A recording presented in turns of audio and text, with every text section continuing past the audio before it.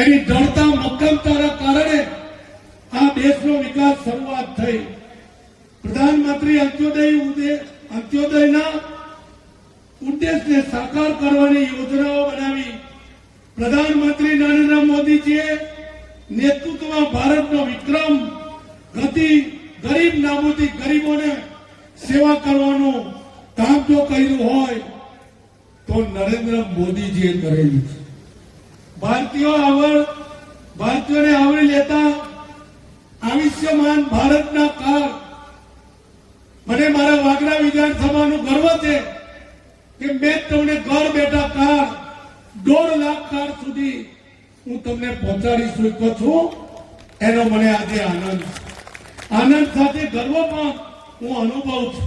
મોદીજીએ 5 ના 10 લાખ સુધી તેની સેવા કરવા ગરીબોની ચિંતા કરી છે, મધ્યમ વર્ગની ચિંતા કરી છે. મિત્રો, પ્રધાનમંત્રી ઉજ્જવલા યોજના નિઃશુલ્ક રાંધણ ગેસ 10 કરોડથી વધુ લાભાર્થીઓને ધુમાડામાંથી મુક્ત કરવાનું કામ આ નરેન્દ્ર મોદીજીએ કરેલું છે. આજના આઝાદીના 70 વર્ષ પછી વીજળીથી વંચિત 18,000 ગામડાઓને વિદ્યુતીકરણ થઈ ગયું છે. મિત્રો, મને આજે કહેતા આનંદ થાય કે નરેન્દ્ર મોદીજી ગુજરાતની મુખ્યમંત્રી હતા. આપણી આ પાર્ટીમાં જે નાના કાર્યકરથી લઈ અને ઉચ્ચ સ્થાન પર વ્યક્તિ બિરાજી શકે છે એનું એક ઉદાહરણ આપણા માનનીય વડાપ્રધાન શ્રી નરેન્દ્રભાઈ મોદી છે, કે જેઓ પણ એક કાર્યકર તરીકે જોડાયા અને કોઈ સ્થાનિક ઇલેક્શન લડ્યા સિવાય સીધા મુખ્યમંત્રીનું ઇલેક્શન લડી શક્યા અને ભારતના વડાપ્રધાન તરીકે લોકસભાનું ઇલેક્શન પણ લડી શક્યા અને અત્યારે બિરાજમાન છે. એટલે આપણી પાર્ટીમાં દેર છે પણ અંધેર નથી, એક ઉત્તમ દ્રષ્ટાંત છે. આપણા ભરૂચ જિલ્લામાં પણ વિકાસના અનેક કામો થયા છે. હમણાં જ કીધું એ પ્રમાણે આપણી પાર્ટીના આપણા વડાપ્રધાન અને આપણી ગુજરાતની સરકાર માનનીય મુખ્યમંત્રી શ્રી ભૂપેન્દ્રભાઈ પટેલ કે જેઓ પણ સતત ચિંતિત છે આપણા વિસ્તારના ગુજરાતના કાર્ય માટે અને સમગ્ર દેશના કાર્ય માટે. અહીંયા હમણાં બુલેટ ટ્રેનનું પણ કામ ચાલુ છે અને નજીકના સમયમાં ભરૂચ જિલ્લાને એક નવું એરપોર્ટ પણ મળી રહ્યું છે. જગ્યા ફાળવણી થઈ ગઈ છે અને એની કામગીરી પણ ચાલુ છે. આપણા વડાપ્રધાન આપણી પૌરાણિક સંસ્કૃતિના વિકાસ માટે, એના પુનરુદ્ધાર માટે પણ સતત ચિંતિત છે અને એના માટે દેશના જે તે સ્થળો પર જે પુરાણા અવશેષ હોય એને પણ નવપલ્લિત કરી રહ્યા છે. એક કાર્યકર્તા તરીકે આપણને બધા લોકોને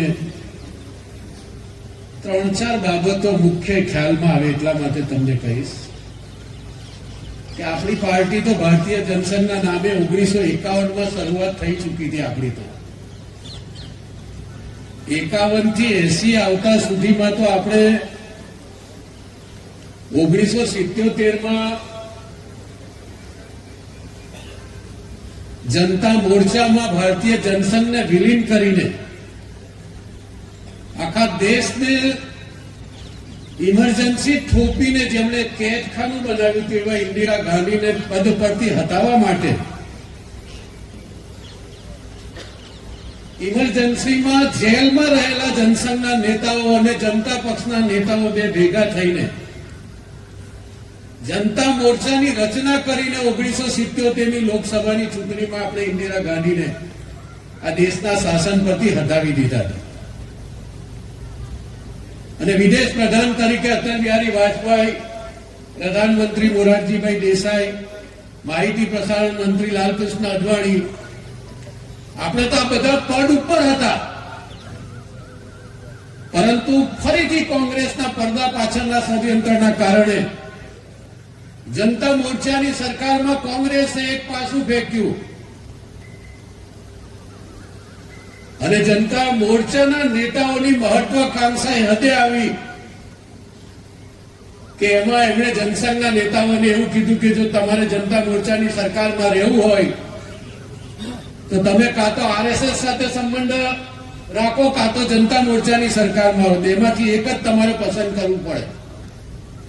અને આપણને સૌ કાર્યકર્તાને આ વાતની ખબર હોવી જોઈએ કે આખા દેશમાં જનતા મોરચાની સરકારમાં આપણે હોવા છતાં કેબિનેટ કક્ષાના પીએમ પછીના પદ ઉપર અટલ બિહારી વાજપેયી જેવા વ્યક્તિ હોવા છતાં પણ આપણી વિચારધારા સાથે કોઈ પણ પ્રકારનું સમાધાન ન કરવા માટે આપણે એ જનતા મોરચાની સરકારમાંથી બહાર નીકળી ગયા અને 6 એપ્રિલ 1980 ના દિવસે ભારતીય જનતા પાર્ટીની રચના કરી. નવી પાર્ટી અનેક રાજ્યો અને દેશમાં આટલા સર્વોપરી સ્થાન પર બિરાજમાન હોઈ શકે, એના પાછળનું મુખ્ય કારણ જે છે પાર્ટીના મૂલ્યો, પાર્ટીના સિદ્ધાંત. અને જ્યાં સરકારો છે, રાજ્ય સરકાર કે ભારત સરકાર કે જ્યાં નગરપાલિકા છે, તાલુકા પંચાયત કે જિલ્લા પંચાયત, જ્યાં આપણે પારદર્શક વહીવટ છે, વહીવટની અંદર એને પણ આપણે જાળવી રાખ્યું છે. ઠીક છે કે ત્યાં નાની મોટી કઈ ક્ષતિ હોઈ શકે, પરંતુ આપણે સૌ કાર્યકર્તા પાર્ટીના મૂલ્યો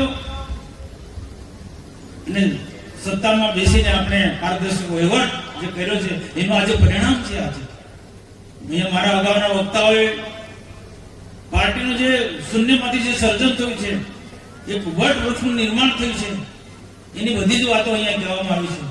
પાર્ટીની સ્થાપના, પાર્ટીના મૂલ્યો, કેવા સંજોગોમાં પાર્ટીના કાર્યકર્તા કામ કર્યું, ને સત્તામાં આવ્યા પછી કેવા કેવા કામો કર્યા છે, રાજ્ય સરકાર ને ભારત સરકારમાં બધી જ વાતો આપણા અગાઉના વક્તાઓએ વાત કરી.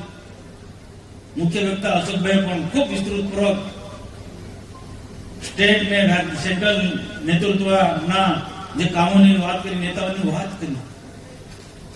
હજુ પણ આવનારા દિવસોને ભારત માતાને પરમ વાયુના શિખરે પહોંચાડવાનું છે. આપણે હજુ મંજિલ પહોંચ્યા નથી,